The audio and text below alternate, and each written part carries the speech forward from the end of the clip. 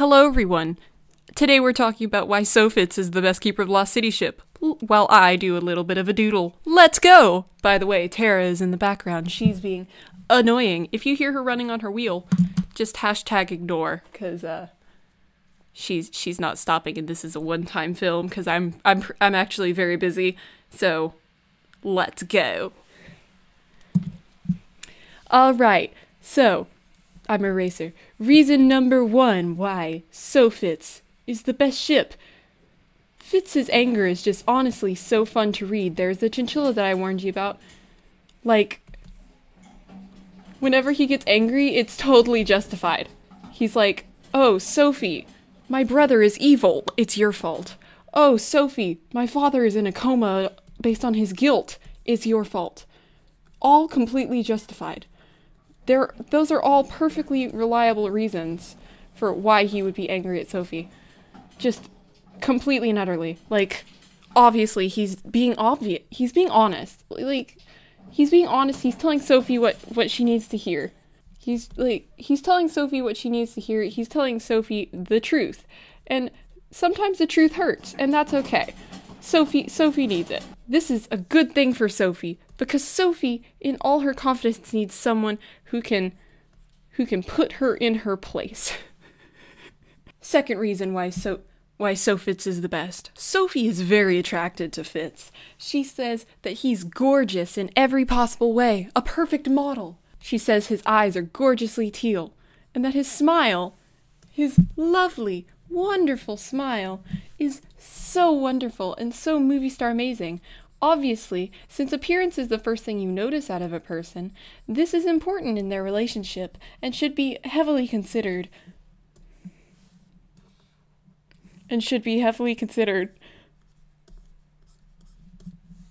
There we go, much better.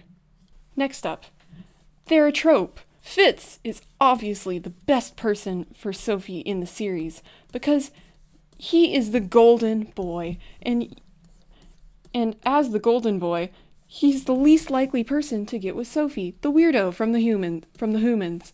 And honestly, that just creates so much tension. It makes sense that Shannon would decide to have that, to show that sometimes you don't have to be the perfect person and you don't have to meet everyone's expectations to find a loving relationship.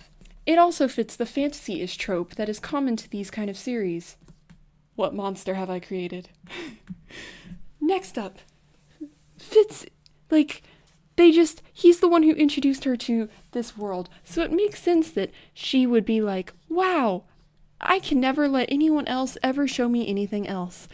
It's something that no one can take away from him. He's the one who showed her all of these wondrous things and basically told her, hey, my life is a Disneyland, welcome to the world. And that's such a strong bonding moment. Nothing can ever take that away from them. He was there when she ripped apart her family, and he kind of just shoved her into a doctor and told her that she could physically harm him if anything bad happened to her, which I respect. I actually do respect that. Next up, he and Sophie are cognates. You know why? 'Cause cognates are cool. We love cognates here. Hey Sophie, you know why we should be together? 'Cause our brains are magically linked. Yes. Is it emotional manipulation? No. Does it make sense? Yes. Should we keep this in consideration in our shipping wars? Yes. Why is Fitz wearing black pants? I don't know. Ask not me. Why does he look like he's going in for a business meeting? I don't know. He looks like he's selling toothpaste. Next point. Teeth. Fitz's teeth are magical in every way. As Sophie has so often pointed out, they're gorgeous, obviously. So, next up, Fitz is confident. You see this? This is the look of confidence. This is Fitz going, look at me. I'm going to give you a gift painted by my friend, and I'm going to hug you and love you and be not self-conscious about it at all. I'm going to be forthcoming and forthright, me doing my little poses here that none of you can see. And honestly, I respect it. I respect it a lot. So Good for you, Fitz. And Sophie needs someone who can be honest with her and forthcoming and forthright, because she's had so much lies in her life that this is just the kind of thing that Sophie needs. She needs someone who can tell her, Sophie, you done messed up. And she would be like, okay. Or, Sophie, I done messed up. And she'd be like, that's okay.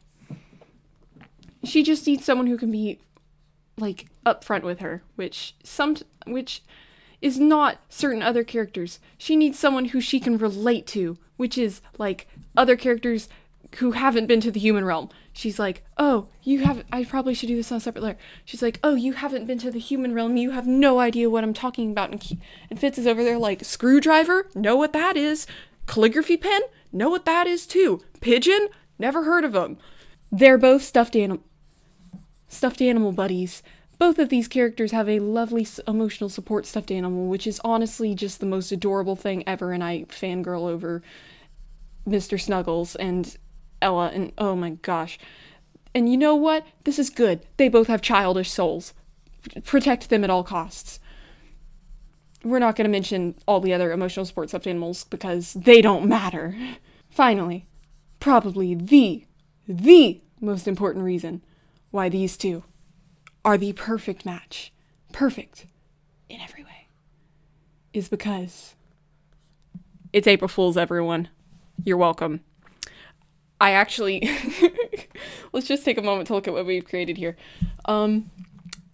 Fitz the toothpaste salesman? Yes, yes, yes, no, yes. I do respect and adore every single Sophitz shipper. They are amazing, and every Sokeef, Sodex, Cam, oh my gosh, Cam, Tamiana, Dexiana, FedEx, whatever you ship, I love it. I love it. They're all great. All the characters are amazing. I myself am not super Sophitz shipper, but that's just because, like, artist love, like, at the second I heard the Keef sketches, I was like, a kindred soul. I seem to do a lot of that in this series, is, ooh, a kindred soul. So, April Fools, these are not legitimate reasons why I think, well, some of them are actually legitimate, I just made fun of them. There are actually very viable and legitimate reasons to ship Sophitz, and I respect them all. So, congratulations. Please don't hurt me in the comments. I love you, all of you. Please don't hurt me. Don't hurt me. It was a joke. It was a joke. Let's just add on to our creation here. Let's see what we've done. Let's see what we've done. Well, since I've several times referred to him as the toothpaste man, let's just make that official and give him a nice old bottle of Colgate here. Or, like, what is it? Oral? What would they call it in the elf world? Like, let's think of a pun. Come on, guys. Imp Ice? Iggy Breath? Oh, well, it would be a Slurps and Burps potion, so let's think of something Slurps and Burpsy. Fresh Face. Fresh Face, there we go.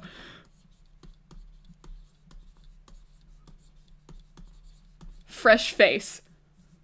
For your squeaky movie star smiles, or your crooked Keef smiles. Or your dimply Deck smiles. Whatever you prefer. They're all good. Thanks, y'all. Bye!